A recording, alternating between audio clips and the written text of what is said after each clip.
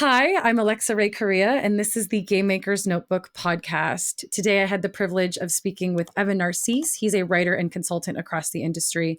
You have definitely encountered his work. He worked on Marvel's Spider-Man 2 and is currently at Brassline Entertainment on an unannounced game. Evan is really cool. He is a former journalist, just like me, and is now a writer, narrative designer who has also written a lot of comics.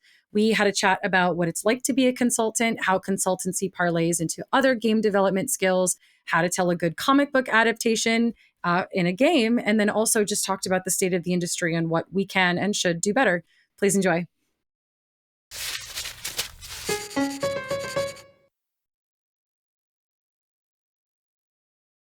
All right. All right. First question, kind of a maybe a long one. How did you get here? How did you end up here? Yeah, this is always a weird question for me to answer because my path is not easily replicable. And like once you're established, I guess I can say I'm established in the video game industry. Yeah. People always want to know, well, how'd you get here? So, you know, not to take it too far back, but like this really started. Obviously, I probably don't need to say that I have a lifelong love of video games as a creative medium. So that's the start of it. But in terms of professionally, I really started um, exploring the possibilities of video games. Like I guess this goes back to pre-professional stuff in college, where I had a mentor at New York University who said, "Hey, you can write. Let's get you into the journalism program." And I did that. Kind of went out into the world and wound up at Teen People magazine, which was my first full-time job in journalism. And if you were a subscriber, shout out to you. Yeah, so when we were there and the magazine launched, it was initially a much more gender neutral magazine in terms of like not being like a really aggressively like femme teeny bopper magazine like some of the other magazines in the category. So with that as a foundation, I went to one of my editors and said, "Hey, video games and comic books are youth culture, and we should be covering them, and I should be the person doing it." And Jen Callanina Smith, my editor at the time, gave me a shot. I had a little quarter page where I would run like little capsule reviews of games, and from there, like that was my entree into games journalism. I started freelancing a bunch of different places, and eventually wound up at Kotaku full time. I think I started in 2011.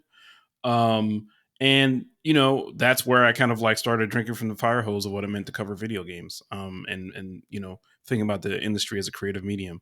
Did that for like 6-7 years. A bunch of corporate nonsense meant I got offered a buyout, and that was around, I guess, the same time I started doing narrative design consultancy. My first little tiny gig was like writing one line in Insomniac's first Spider-Man game. Uh, True to form, they reached out to me and said, "Hey, can you write some point of interest lines for when Peter has to take a picture of the Wakandan embassy?" And I gave them like 10, 12 options, and they ran one. Um, and then I think about the same time, Harvey Smith at Arcane reached out to me and about working on Redfall. So I started working on that game in kind of an extended um, uh, tenure, like as narrative design consultant. And Insomniac asked me back to work on the Miles Morales game that they were working on. And my engagement with that was a lot more robust in terms of my narrative design consulting, and other things followed. So like basically my path is like nerd, college, journalism, um, game journalism specifically, and then game consulting. So if you want the kind of broad strokes of how I got here, that's what it is. Now I imagine you get this question a lot. I know as a also a former journalism person who is now a developer, do you feel like your experience in games journalism was directly translatable into dev life, or do you like where did you feel like that connection happened? Yeah, 100%. So, like I always viewed my job as a critic as to like figure out what I like and why I like it, right? And Hmm. how it works. So why does this dialogue line hit for you? What is it, why does the mechanics feel especially good? Um, what is the overall kind of like affect of the the work you're engaging with as a creative whole, right? Um, so yeah, those are all skills that I've used in various parts of my career, whether it's writing comics or consulting on games, narrative designing on games. You know, it's like thinking about what you as the end user of a video game experience like um has to engage with, right? And then using what you know about how video games are made. And again, since we have a similar background, when you're a journalist, you don't know a lot about how games are made. It's Yeah. shocking how much you don't know what the processes are on the opposite side of the spectrum.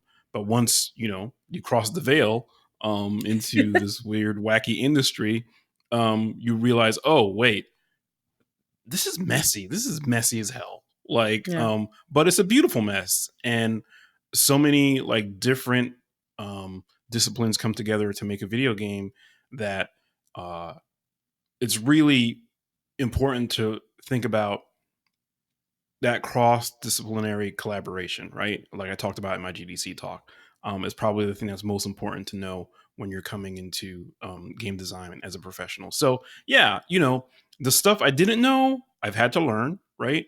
Yeah. But the stuff I did know, and my critical faculties, such as they are, like I still bring to bear, right? So it's like, okay, here's a plot beat that doesn't make sense because the player may engage with these different elements out of sequence. So how do we safeguard against that? Do we steer the player on a particular path? Do we lock them in? Do we write contingency dialogue for if a state condition has not been met yet? All that stuff. I was doing it just today, as a matter of fact, um, giving notes on something that we have in progress. So like that stuff I would have done in a different way, as a journalist, right? Like, Mhm. okay, well, here's this falls down, this doesn't work, or this works beautifully well, and all that stuff. So it's definitely like kind of reverse engineering criticism, um, so that it works ahead of the fact rather than after the fact. But yeah, that's kind of how I view like the skills that I've had to carry over from one part of video games to another. It's so funny you use the term crossing the veil because that's kind of exactly what it feels like. Oh yeah, yeah. It's just Am I like you dead? Is this heaven? Oh wait, it's hell. Oh wait, it's purgatory. At somewhere a least until we mix. ship. Yeah. Yeah. Oh, yeah. A mix of all three. As a consultant, okay, I want to talk about your experience as a consultant. I know we were kind of chatting about this before we jumped on to record, but a lot of younger developers or developers to be are sort of seeing consultancy as another road into the industry or another viable career in the industry. So I'd love to just hear about like how like your how what you do as a consultant and like how you find it. Yeah, it's funny. I've been saying this for, maybe the last couple of months, a year or so. Like, outsource companies and consulting are a great way into video games professionally because the stakes are lower, right? You're as an outsource company, um, yeah, you're not touching a project every day necessarily, but you don't have that pressure of needing to satisfy publisher demands or, you know, um, scrapping a design because it doesn't work and then starting from scratch again. As an outsourcer, like a lot of the heavier decisions are being made by people in house, right? Mhm. There's a disadvantage to that, of course, too, because you don't get to see the thing change in real time and respond to it in real time. You're when you get tapped back in to evaluate work at different stages of the process, like you kind of have to re-familiarize yourself with that. But because the stakes are a little bit lower, it's a good opportunity to learn basic skills and how to collaborate. I think, my experience as a narrative design consultant was pretty good. Like, I think back to my experience working in collaboration with Insomniac on Miles and you know, I feel honestly kind of spoiled because the team I worked with over there, like Brian Horton, Ben Arfman, Mary Kenny, among others, like they really took me seriously in my feedback, like, and it's funny, I was going back through old emails to prepare for my GDC talk, and I was like, oh man, you were like giving them like paragraphs of feedback and whatever. And now being in house, um, I know that yeah, they could have ignored all that. They could have been, yeah, that's nice. Yeah. Good for you. But they didn't. Yeah. And, I felt like I was really part of the team. Yeah, in a more distanced way, but like I felt like um there's definitely parts of my creative sensibilities that live in that game. And I've been lucky in other experiences too. Like I worked on the War for Wakanda expansion Hmm. for Marvel's Avengers, and like, yeah, like I have a friend who jokes that you're like at the epicenter of the Black Panther industrial complex. You are. And uh, uh, it's nice to like have your expertise recognized, but like, what as a storyteller in one medium is not necessarily always going to translate to another one, right? So Mm. like, yeah, I could be the comic book guy working on a comic book video game, but like that doesn't mean they have to listen to anything I say. But I've had fairly good experiences, and more importantly, like, you know I've learned that at different stages of development, there are different priorities, right? So, like, Mm. early on, pre-production, prototype, even vertical slice, you're like, okay, we're still massaging the beats, right, of a story. We're still figuring out our narrative storytelling tools. The team might be iterating on different characters. Um, so all those things are still in flux, right? But by the time you hit actual production, um, your bigger kind of storytelling elements are locked, and the feedback they might need you to provide is different, and that was like my experience on Gotham Knights, which was less, right lines or barks or anything like that, and more like, hey, as somebody who's like a subject matter expert, do you feel like we're getting these characters right?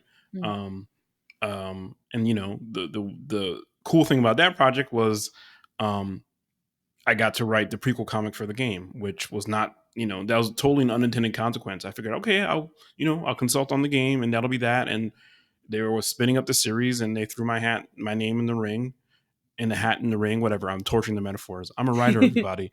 Enjoy it. Um, but yeah, and both Warner Brothers, uh, Interactive Entertainment, and DC Comics agreed, and I got to have a really fun experience writing Batman in comics, in a continuity that was tethered to the game, but like I still got to have my Nightwing and Batgirl, like romantic illusions and all the stuff I loved as a fan about those characters. You Aw. get to play in that with that stuff. So yeah, like the the thing I think that's also not necessarily visible from outside the industry is that like different studios work different ways. Um, Yes. I think people think that, oh, okay, games are made, just one kind of way, but that's very, very untrue. Like I've consulted on enough games to like realize that now, and you know, the mix of personalities and dynamics, and okay, are you prioritizing a game mechanic before the story beat it serves, or vice versa? And different studios will have different opinions about that stuff, so you have to be flexible. And again, working as an outsourcer, whether it's in an art studio, narrative consultancy, or other stuff, like you can learn the different modalities that different studios engage with. And I think having all that experience, will make you more ready to go in-house at a studio if that's an opportunity you want. Yeah. How how much more difficult, if it's not difficult, then it's not, when you come onto a project sort of in that space you were talking about where stuff is locked and you're coming out at the end, you're kind of consulting maybe in that last year or 6 months. How much more, um, how is that different from when you're coming on in the beginning, sort of like blue sky phase, like in terms of your impact, in terms of how you're received, in terms of the granularity of what they typically have you look at? Yeah, it's look, if you have ambitions to insert some of your own storytelling goals in a project, coming on later is a lot harder, right? Like, Hmm. um, you know, I remember when I worked with Insomniac on Miles, like the stuff I contributed to the ending of the game, like I said in our first meeting, like, and Amazing. if that was later on, and I think they were maybe in prototype or pre-production. I don't remember exactly, but it was early enough where like, hey, they're like, okay, yeah, we hear you, and we were aligned because they, again, the broad strokes of that finale were already set, but like, I was definitely able to add some feedback and some contributions that like are in the ending of the game. If this was later on, um, when they were like getting ready to like go gold, um, that's an old video game journalist term. Sorry, I'm dating myself here. Whatever. But it's not even a game journalist term; it's a PR term. So that's double bad on me. Anyway, but yeah, if it was later in the process, it would be like, that's nice. That's Yeah. nice that you have this feedback or this idea, but we can't execute it now. So, but the other thing is like when you're coming on later, you can really hone the things that are already there, right? Like, and you learn what you can get in, right? So, one of the designers I work with at Brass Line always says like, words are the cheapest, easiest, fastest thing to put in a video game, right? So Hmm. if it's a new line of dialogue, if it's cutting a line of dialogue, if it's like um, anything like that, um, those are easier. Uh, and granted, you have to account for animation if it's going to be cutscene and stuff like that. But like, um, that's the impact you can have. That's the contribution you can make later on in the process. Yeah. So it may not be as like big or broad or robust, but it's, it can still be meaningful. So, again, I've been lucky enough to come in at different stages of different projects. What is your favorite stage to come in on? Early, I Early. mean, when I look back at like working on Dot's Home, this indie game that I made about housing justice, I met with Christina Rosales, who's my friend. She's a housing justice activist, and she was a woman who played Night in the Woods and was like, "Hey, we can do this. We can do this." Like, or at least a more like scope conscious version of it. And I took a meeting with her and I was ready to say no. I was like, I'm really busy, blah, blah, blah. But then I thought, well, how often am I going to get a chance to work on a game that actually um, allows me to like, present my like socio-political beliefs that Yeah. aligns with them? It deals with a black family in Detroit, figuring out like how to figure out where and what they can call home. And, that was really meaningful for me. So I came on super early. And one of my best creative experiences in my career was like going to Detroit, sitting in a room with the other stakeholders on the game and breaking story. And that was so fun.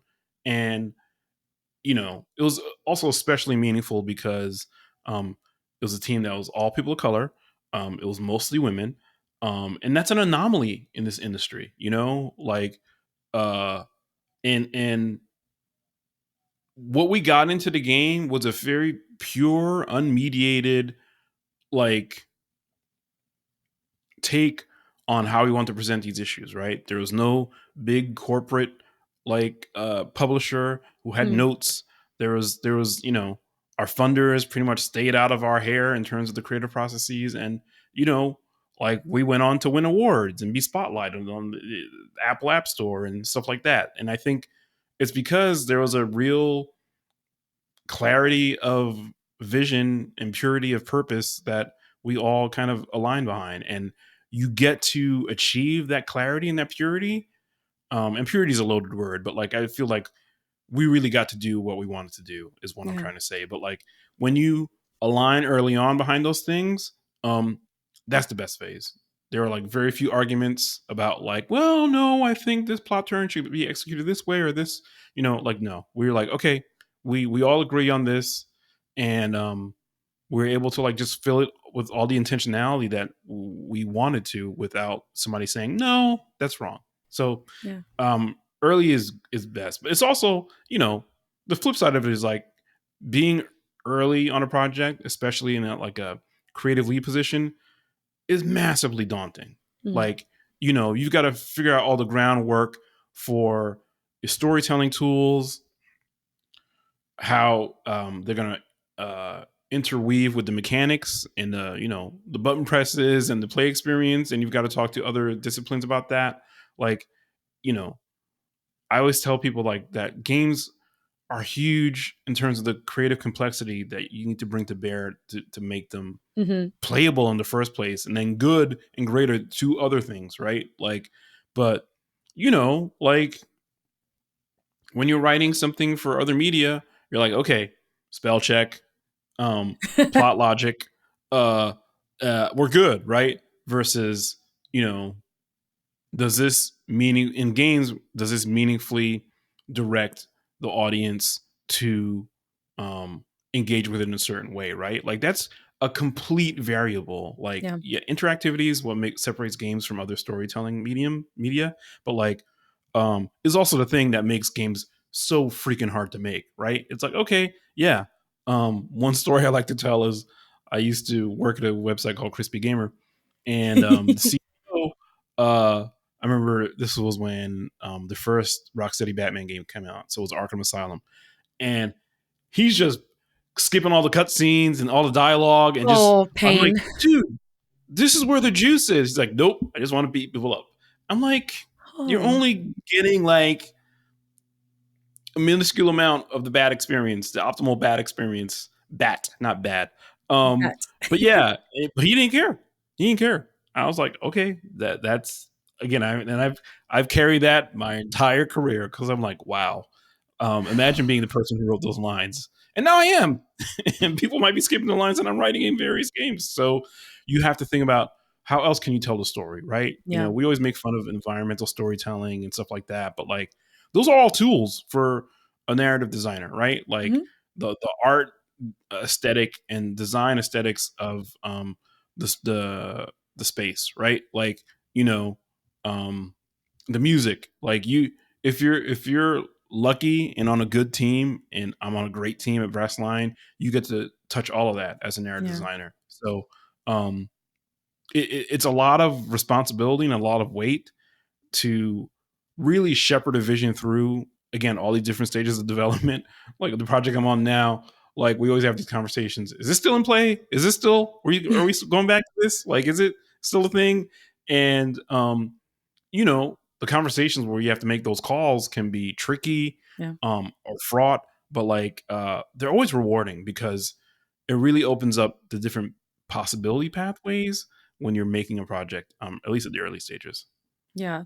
The distinction, so it's funny you bring up like narrative design stuff. I'm seeing more and more jobs, especially in the AAA space, where like writer, like traditional, just a writer and narrative designer are starting to be like split into both Yeah. jobs. But a lot of the young ones, the younglings, I guess, that are coming up through the industry, that are coming through the schools, that are doing these scholarships are learning that whole thing holistically. I I'm curious to know your thoughts on like that separation of the job, because it feels almost like the way that you're describing it, that's just that is that's the whole meat of the job, is those two things together. It is. And I tend to think of them as very intertwined. Yeah. You know,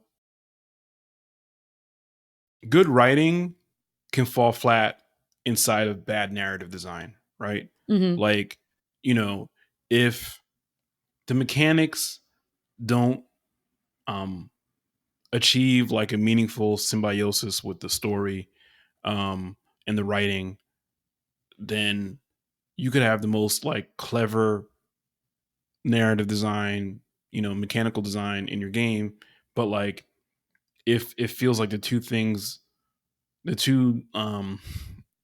storytelling elements don't talk to each other, then you're Yeah. screwed, right? Yeah. Like, you know, um when the mechanics, loop back onto the storytelling and the narrative design, then to quote Carl Weathers' characters from Arrested Development, then you got a stew going, right? Um um so it's weird to me, like, to think about these jobs as being different things. My title at Brass Lion is senior writer, but I'm doing narrative design every Yep. day, right? Um, and I don't mind that, but I definitely wouldn't want to be a writer without being able to access narrative design as part of the creative process of Yeah. working on a video game, right? Like, and I've done that job, like I've done the job where it's like, okay, here's an Excel spreadsheet with conditionals in the column and fill these columns with barks, Yep. like I don't want to disparage that because that's very freeing, like Yeah. writing and being clever and giving voice to a character and using that voice to add texture to the fictional construct that you're making. That's fun as hell. But narrative design is also like, okay, we're putting down like the pylons and the building blocks and the concrete foundation for the world, right? Like, you know, and I think, look, you don't want somebody, it's like building a house, right? You don't want somebody who wasn't part of putting the framework together to be like leveling your house, right? Like, because they're like, maybe your foundation's off by a couple of degrees, but whatever. Like, it doesn't matter. Well, guess what? Cracks will show up in that foundation depending Yeah. on how you do everything else. Mm-hmm. So, to me, it's really important that the two, storytelling elements work together, and you understand that you know I think part of the problem is that there's a perception that one is more prestigious or important than the other, and I Yes. think they're not. I think they're equally important. Mm-hmm. And you know, I've seen this when I've talked to people from outside of video games, screenwriters or what have you, who always ask me, "What's it like to work in video games? What's it like to write for a video game?" I'm like, "You've got to write for like 10, 12 different scenarios or possibilities given what kind of story you're telling, right?" Yeah. Like for people who've worked on writing video games, that like, hey, writing that hint text, you're writing the same thing 5, 10 times, depending on how much you want to hit the player over the head with like, here's what you need to do, dummy. And but like that's important, but also too, like, I remember there was this discourse recently um about barks and whether they should be flavorless and bland and just directional. And I was like, no, you barks are another opportunity to add flavor and texture and a point of view to the fictional construct that you're making. Like, I agree. yes, Yeah. yeah, they're they serve a purpose of directing the player and informing the player, but like it also could be like, yeah, this character's talking to themselves right now. Go off, Yes. like um, do what you do and use that as an opportunity to further sketch out who the character or what the world is. Yeah. That was probably my favorite part of writing on Call of Duty was writing barks for like 12 different characters, because you do get to go off. You get to just like Yeah, play with it. And that's the stuff that players, it'll pop off in a weird situation and players will be like, "Oh, this was great." and look, the inherent disposability of writing barks is so freeing. It's like, okay, like, yeah, you know, okay, I'm gonna say something potentially embarrassing, but to this day, I still play Hades every day, like It's a multiple great runs a game. day. That's not embarrassing at Um, all. my time count, my total time played is somewhere like around like the high 2,000 hours. Like it might be 2,800 something odd hours. Oh my So god. Oh that's my all god. preamble and setup. I told you I play every day. That's all preamble and setup because I was doing a run the other day, and you're doing those the fishing mini game, Yeah. and in the Asphodel zone, which is like the pools of lava, Zagreus pulls out a fish and it's the flame eater, and he says, "Flame eater," and I'm like, again, actual thousands of hours in this game, and that was the first time I heard it, and I'm like, you know what? Incredible. Again, if it was just another I caught a fish line, it would be like whatever, keep it moving. But like I recorded that shit. Sorry, I recorded that moment, and I was like, yeah, I will go back and watch this 30-second video um um and remember, wow. Because again, if you take that opportunity, like I mentioned, seriously to add flavor and texture to the experience, then yeah, you find yourself ready, willing, and able to write a line like that, and you tell your person in the booth like, yeah, I want you to sing it like you were in an 80s hair band, and now you have a moment that is incredible. It's not Yeah. crucial to the overall experience, but like it's a little tiny ingredient that makes it feel more special than if it wasn't there. Yeah. That's like the NPCs slapping each other in, was that in Spider-Man? Spider-Man 2? Yes, Yes. yes, yes, Yeah. yes. I think they were And then slap boxing, right? Yeah, I slap think that's right. boxing, the babysitter, the two women with the baby. Yeah, yes, yes, yeah. And Amazing. I asked John Paquette about that during his GDC talk, and it's improv. I knew that already, but like the fact that you can set up a space for the performers to feel free enough to like we've been saying, go off, do you, like, follow your muse, whatever you want to call it, like, is incredibly freeing. And like, you don't, again, you could be swinging through the city and never hear that conversation, but like Yes. if you do, I'm like, imagine running into that and be like, what are they talking about? Who? Wow. How, why? And again, if the goal of Insomniac making these games is to make a New York City that feels like rich and populated and diverse with all different kinds of people, then that little improv moment makes it feel like that, right? It's like, okay, this place is wild and unpredictable and full of ambient NPC walkers that have their own lives. Like it Yeah. that moment allows you to feel like, oh, okay, any one of these characters that I swing by or interact with could have some wild stuff to say, and that's uh an impetus towards more engagement and not less. I have to correct myself because the slapping NPCs were from Final Fantasy VII, not from Okay. Spider-Man. But it's again, like it was just something that was just so unexpected. Like you're trying, like the world is about to be exploded and everyone's trying to Yeah. kiss you and you don't know what's going on, and then there's just two NPCs slapping each other. And again, I think it's beautiful when developers make this space for that. I think it's really powerful. I do want to talk about Dot's Home more. Yeah, um let's do it. 2022 Games for Change, best narrative and game of the year. Yeah. And also Uh you have a stage play. yeah, so Yeah. Dot's Home has been adapted for the stage. The first time that happened was a housing justice organization in Detroit called Power Switch Action. They're like a national organization that has different chapters in different cities, and you know it was really meaningful because the game was set in Detroit. Detroit is always talked about as a city, like a failed city, right? Because um, you know manufacturing and auto industries have left, and that was a big pillar of the employment opportunities that were available there. And so Detroit's a city that's been trying to reinvent itself um, for decades, Yeah. depending on who you ask.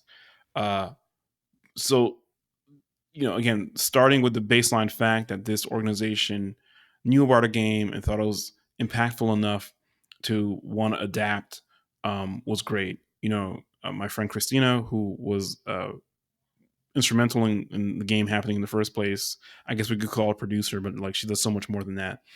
She helped adapt it. And one of the beautiful things about it was like they kept the interactivity in, right? So when you're Ooh. at these choice points in the play, they create a new character who kind of narrates the story and is a stand-in for the player. But this character will ask the audience, "What should Dot do?" And people will yell out, this, that, blah blah blah. So it's like the experience of moving the cursor and Yeah. choosing a dialogue option is now even more interactive because you have people screaming and shouting and like reacting in real time.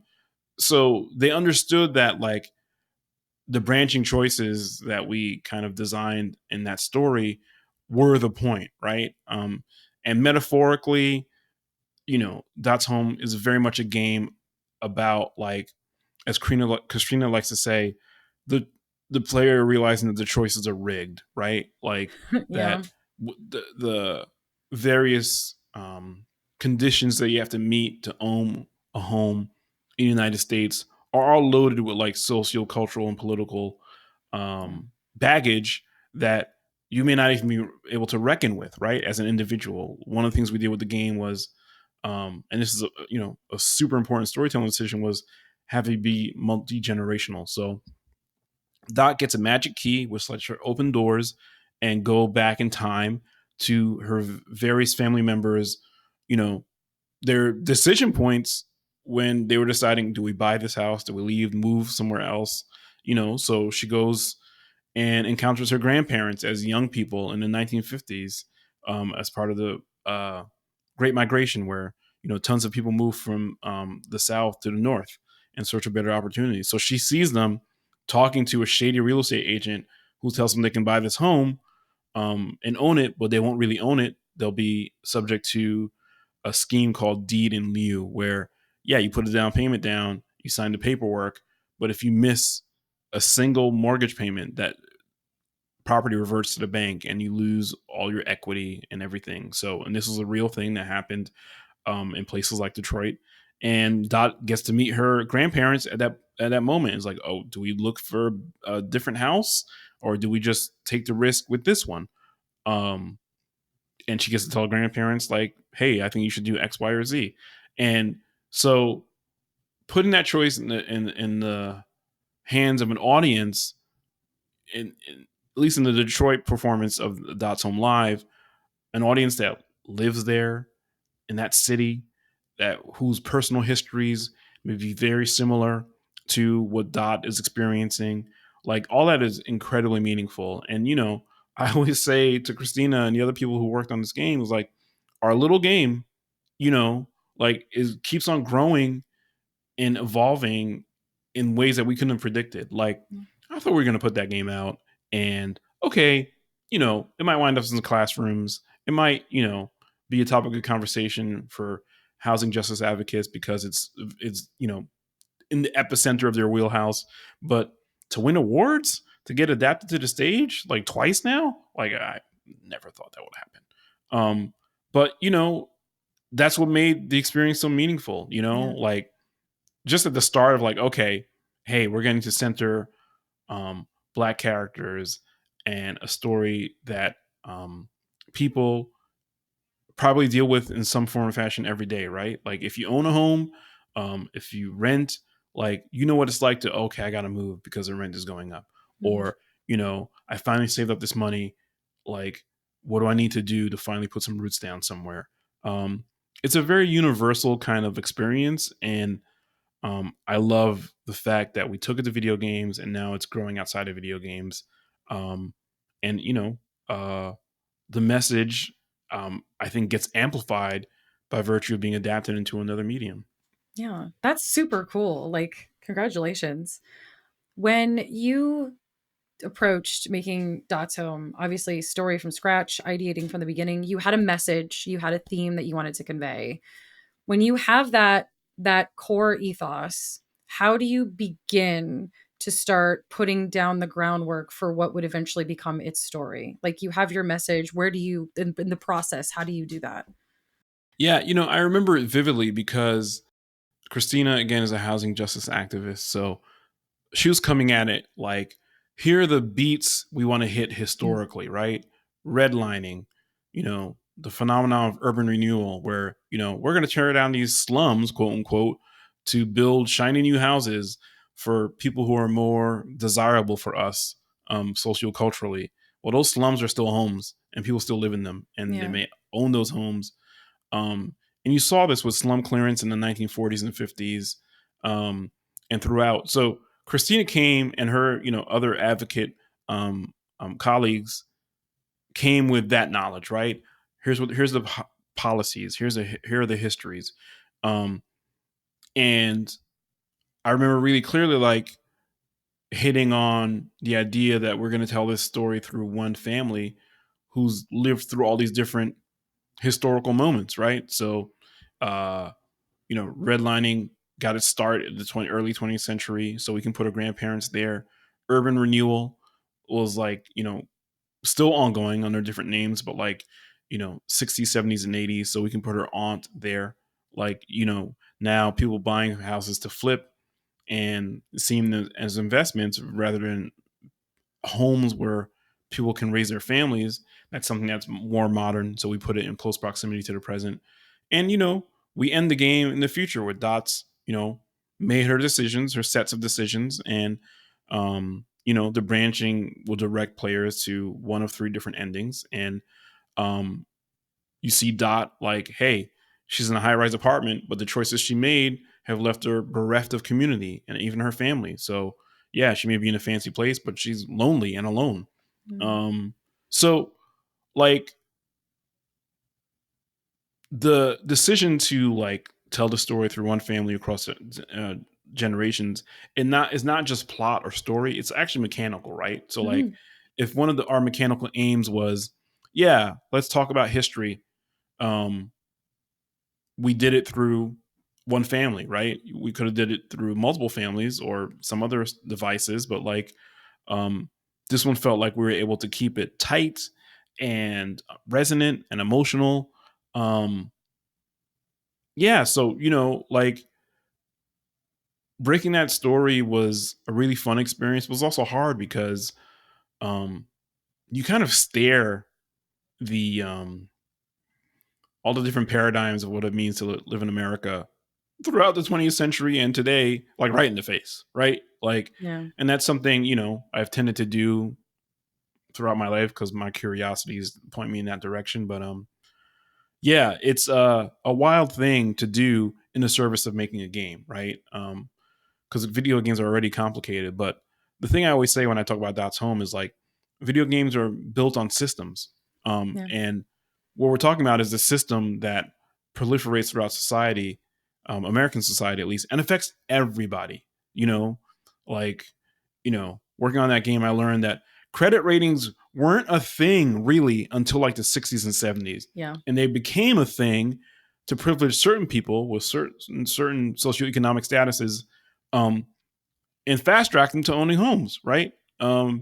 Uh, and when you learn that, and you're like, oh man, I I'm being subjected to a form of really financial discrimination that's been around for like decades.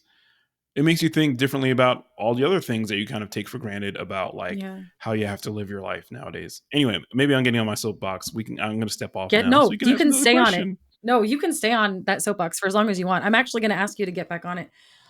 Speaking of systems, industry systems, I read this cool article uh, that you were interviewed for at Mother Jones. Hold on, so I can read it exactly. One man's mission to make video games a little less white, and A lot less white, but I didn't write a that. lot less So white.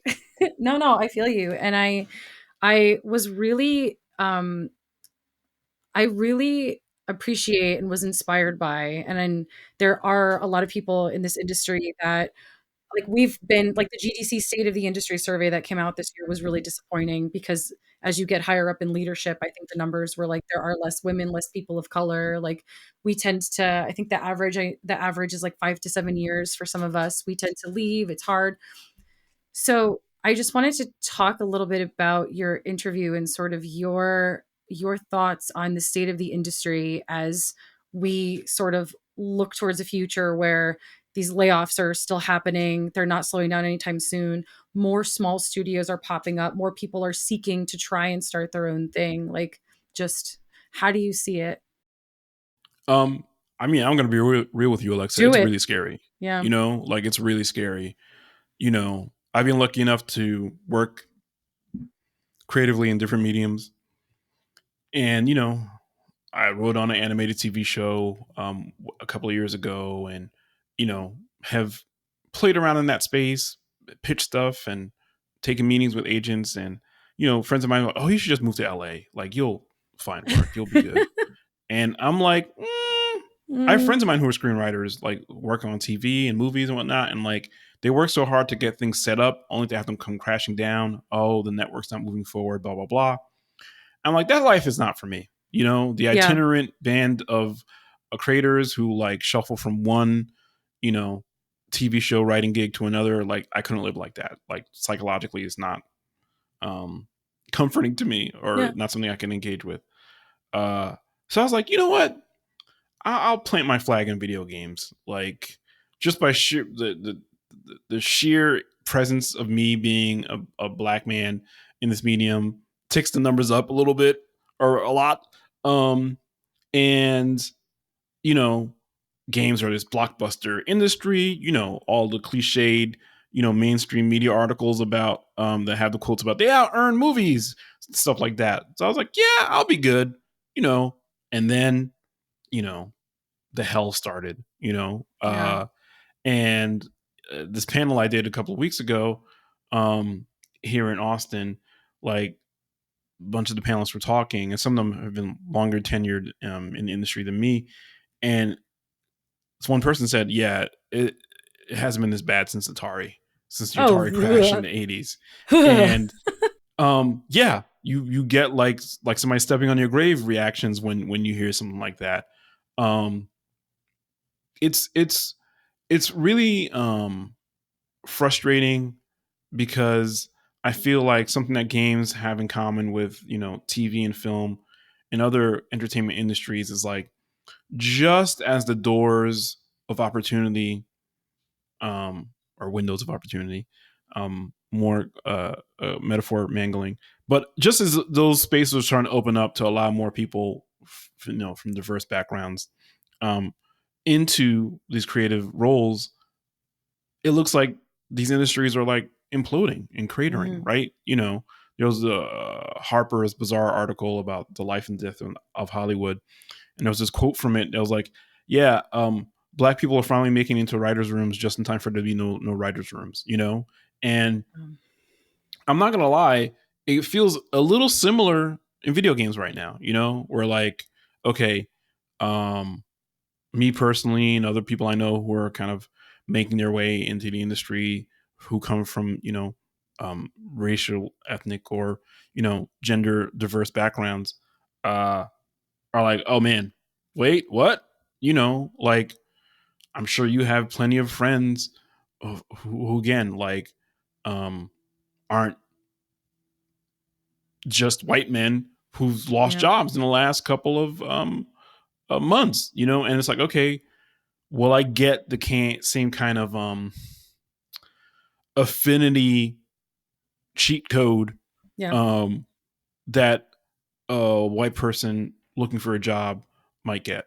Um, and that's an added complicating factor to like a job hunt in an industry that's really volatile. Yeah. Hmm. And the other thing is, without any kind of collective bargaining in this industry, like we're still going to be at the whims of um, people who may talk a good game but don't actually back it up. Yeah. Um, so like at the risk of sounding inflammatory, like that is part of the calculus you have to make when you're thinking about your career. Yep. Like um, I was talking with a developer, one of my colleagues, and he was like, "Yeah, I know somebody who was at this one studio for 12 years," and I'm like, "That's possible? That's possible?" Yeah. Right. Like Um, more than two. yeah, yeah, more than just one project. Like, so when I'm on my most cynical, I feel like you know writers across the entertainment industries, you know, the worst possible scenario is that like we're all going to be contract workers and gig workers, project to project, right? Yeah. And sustainability is something that's going to be a lot more tenuous. But I think the other stuff you mentioned, the increasing number of small teams and small indie projects, solo indie projects, are like really where I think the most full flowering of video games is probably going to wind up happening. Like with big AAA projects being more risk averse because the margins are smaller.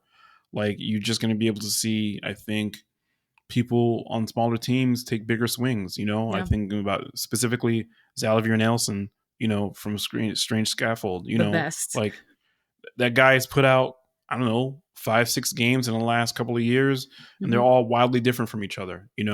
Like There's one about organ trading. There's one about like the oppressive empire in El Paso, like trying So to good.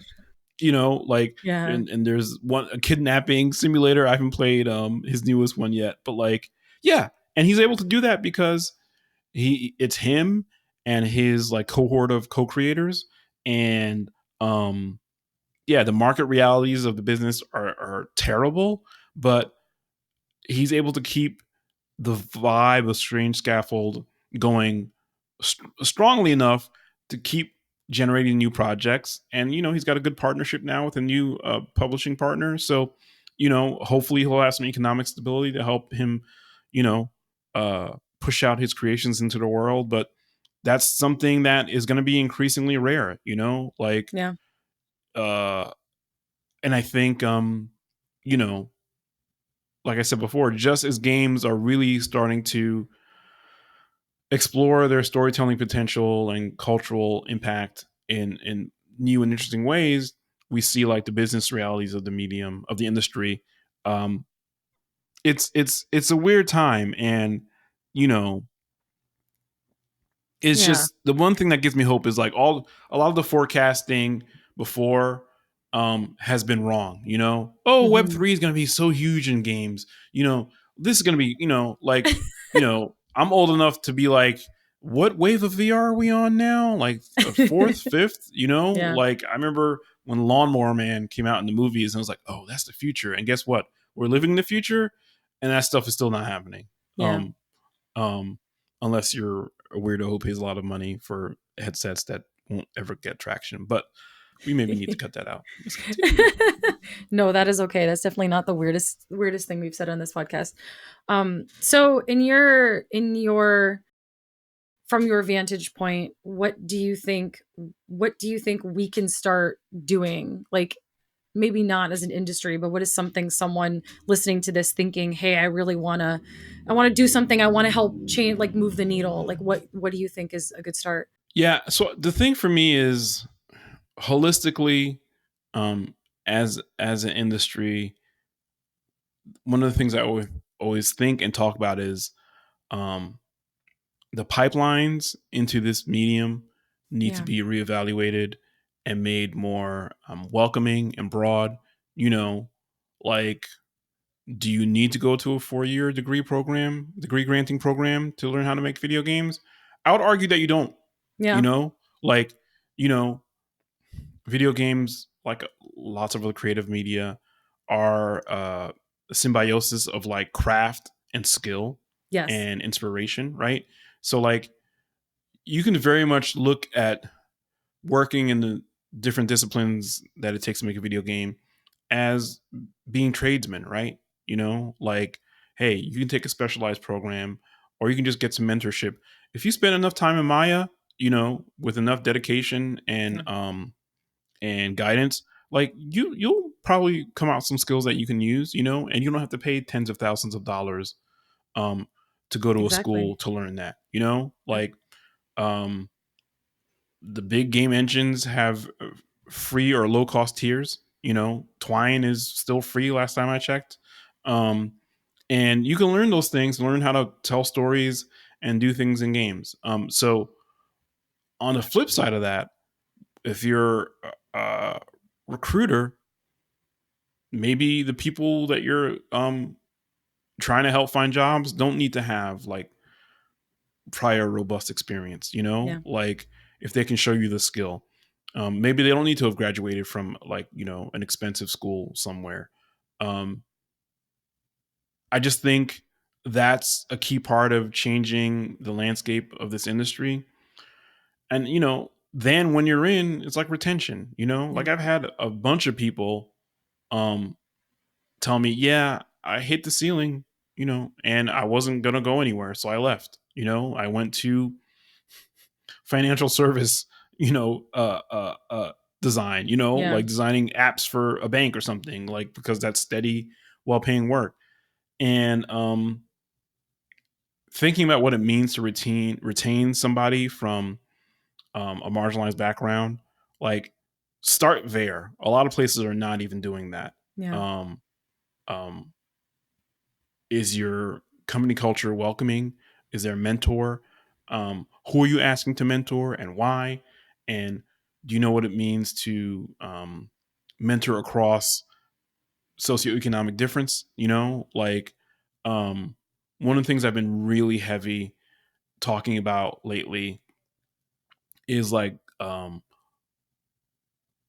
cultural literacies, right? Yeah. How, if you're a marginalized person, you have to learn to be culturally literate in the mainstream media, like the tropes and paradigms that we take for granted every day without questioning. You've got to be fluent in that stuff, but also your own um, native culture that may be more proximate to you, right? So, like, I'm, subject of Black Caribbean parents, and yeah, there's a whole like series of folkways and um, the way we speak and talk and eat and dance and dress and all that stuff that like I've tried to keep alive in my head alongside the stuff that I'm told that I need to know to have a professional career, Yeah. for example. So on the flip side, you don't have to know anything about what it means to be Haitian American to like, thrive in this industry. Um, and I'm using my experience as an example because uh, I sure have picked up the controller and played games with characters that were supposed to be Haitian and been like, yeah, nah. So my point is like that cultural literacy that comes from your lived experience is uh, a value add, but only if you're engaging with somebody who sees that value, right? Hmm. You know, um, you can bring your lived experience to a creative project and have it dismissed out of hand, but you should know full well that you're being subjected to the whims of somebody Yep. whose lived experience they've been told that their lived experience is more valuable or more quote unquote normal than yours. So um, I think interrogating that dynamic is a crucial part of how we keep people from marginalized backgrounds in video games and get them hopefully to move up the ladder to decision making positions. Yeah. I agree. I do a lot of work with mentorship groups, and there are a lot of places out there that are now focusing on getting students, people who go to these 4-year degrees, or even just younger developers into spaces like GDC, Dice, like other places where they can interact with us and kind of learn that groundwork. And I really hope to see more of that moving forward, because Yeah. I think part of it is a lot of them don't feel like they have access to a mentor or someone to just ask like, hey, like what can I do? And so putting us there, or us see even us putting the onus on us to like seek them out and put ourselves out there for that, I think is important as well. Yeah. Yeah. Yeah. I'm here for the kids. I love the kids. I wanted to end on something fun. So I want to like hard pivot and talk Do it. about comic books. Yeah. You've obviously like what you said earlier. What was it? The center of the Black Panther industrial complex. Epicenter. Yeah. But At the yes. Yes. epicenter, yes, I love that because you wrote Rise of the Black Panther. You've been working on those comics, and you also have been working on more than a few comics based games, Spider Man, the War for Yes. Yeah. Wakanda. So Yeah. what when you are kind of looking at the medium of a comic book, what to you translates well into a gaming like experience, and what part about it needs a little bit more like work? Not what is untranslatable, but what do you have to kind of like turn around, you know? Yeah. Specifically, we're talking about the superhero genre because comics is a vast storytelling medium, and Yes. not everybody in every comic book wears a cape or mask. Um, but staying within the superhero genre, Mhm. they're power fantasies, right? And I don't say that derisively or dismissively. You know, to me, the power fantasy aspect of superhero comics is incredibly resonant and meaningful because they can be aspirational, right? I like to say that, you know, a good superhero story can show you um, how good humanity can be, how terrible humanity can be, the different like variations between those two poles. Um, and like you take a character like Superman. What's great about Superman? It's the fact that hey, somebody incredibly powerful, like, would do the right thing with all that power, right? Mm-hmm. That's the thing. The thing about Batman is like, hey, there's a rich guy and he actually cares about people. He gives a damn about like, whether they live or die, or like how he can use his resources to help them. And yeah, you can take the old joke about like, yeah, Bruce Wayne could have gone to therapy and started up a charitable foundation, but he does all that too. He just really likes the Batman part of it. But yeah, so like that like folkloric like legacy of superhero comics as a form is incredibly meaningful to me. And so, yes, you can take the power of fantasy and actually instrumentalize it in a video game, right? So, like the skill tree, like, okay, and now Spider Man can shoot 6 webs at a time versus 4. Like that kind of like skill upgrade, which has always been in superhero comics, right?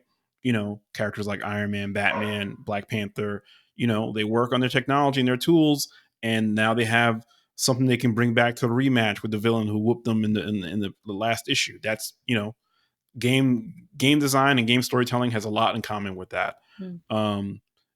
I think where adapting superhero stories to video games can probably get a little bit better is finding the nuance in these stories, right? Like one of the things I think that we did particularly well on Miles Morales was like, again, that cultural specificity of Miles's background as being an Afro-Latino young man in New York City was like, okay, we take all of that, we put it in this story, and we center around a neighborhood that traditionally has been like, either demonized or embattled or misunderstood and is being gentrified. Like, what does it mean for a young black kid in a Spider-Man suit to be fighting for that neighborhood? I always like to say that, yeah, Peter Parker, had that slogan of being your friendly neighborhood Spider-Man. But like, what was his neighborhood? Like, it's only up until recently in Pete's publishing history that he's felt like a kid from Queens, whereas that was, a point of pride for us working on the Miles Morales game was that like, yeah, we tried to get Harlem down as much as we could and make Miles feel like somebody who had to get to know this historical important neighborhood. And, like hopefully there's nuance in there. Hopefully there's, like I said, cultural specificity in there. And I'll never forget like the moment where the reveal trailer dropped and this young man of Puerto Rican descent, like, he's watching like that opening sequence of Miles flipping down his fire escape and there's a Puerto Rican flag hanging off his fire escape. And the dude in the video like had to take a moment because he was like really choked up because he's seeing himself represented like that. And that's a massive opportunity space for this industry to execute these adaptations around. Like you look at the X-Men, there's the metaphor is so obvious, like hated and feared for a world, hated and feared by a world that they have to protect anyway. Like that's just life as like a marginalized person in the world. And the best X-Men stories find a way to figure that out and put it on the page or on the controller. So I think, every superhero has a metaphor at the heart of its conception, right? Right. I like to say that, Black Panther is an anti-colonialist superhero. And really that understanding has only evolved and grew, in my personal opinion. And I say this a lot, every time a black person touches Black Panther creatively, like the character grows just exponentially, right? Agree. Like by the time Christopher Priest is writing, he's the first black man to write Black Panther in an ongoing series in like 1998. By the time he does that, like it's blown the hell open. All the kind of geopolitical intrigue that was kind of subtext in the character's previous stories becomes text, right? So you know, like I can talk, I guess, about my work um, on Marvel 1943, but like we talked about that a lot. You know, it's like, okay, what is this? If this place is real and has this history um, built off the real world history of what's happened on the African continent, then what does this moment in time during World War II look like for them? How are these characters acting? What are their priorities? Mhm. And that just makes everything richer, right? The feedback loop just multiplies like exponentially. Like the comics look better and feel better if they operate off that understanding. The games do. It doesn't mean you have to be like locked into a particular modality to tell these stories. You can tell the story however you want. But like if you're able to access that, then it's great. I'm sorry if you can hear my dog barking in the background. Like both me and my girlfriend are like doing online stuff, and they're like, "Where the hell are our people?" That is absolutely okay. Um, no, I agree with you on all accounts. I can't talk at all about anything I am working on right now for obvious reasons, but Yeah, I will say that the opportunity space and the just sheer breadth and depth of what you can do when you look at it from the framework that you just described is incredible, and it's better than anything than you could ever make just, just sitting down just writing something. Like having all of that context really does make it powerful and in a way that a lot of people can relate to. yeah. I think one of the most seductive temptations when you're working in the superhero space is to just play with the toys, right? Like, Yeah. I want to bang the action figures together. I want to, every childhood argument I had about which character is stronger or who would win in a fight, I get to execute in a game because that's what you do, right? Um, Yeah. but like, I think it's important not to forget that these characters, like I said, have metaphorical meanings. They have like these notional cores that can really let you talk about the human experience in really interesting, bold ways. And I think the best superhero stories do that. Like, I think like one of my favorite Superman stories, Secret Identity by Kurt Busiek and Stuart Immelman, like is about a kid waking up in a parallel universe. His name is Clark Kent, and he gets made fun of, and he wakes up floating in his with his cover, his bed sheet on him. Is like, oh shit, sorry, oh snap, I'm actually Superman. And what do you do? Like how do you embody a legend? How do Yeah. you use that power?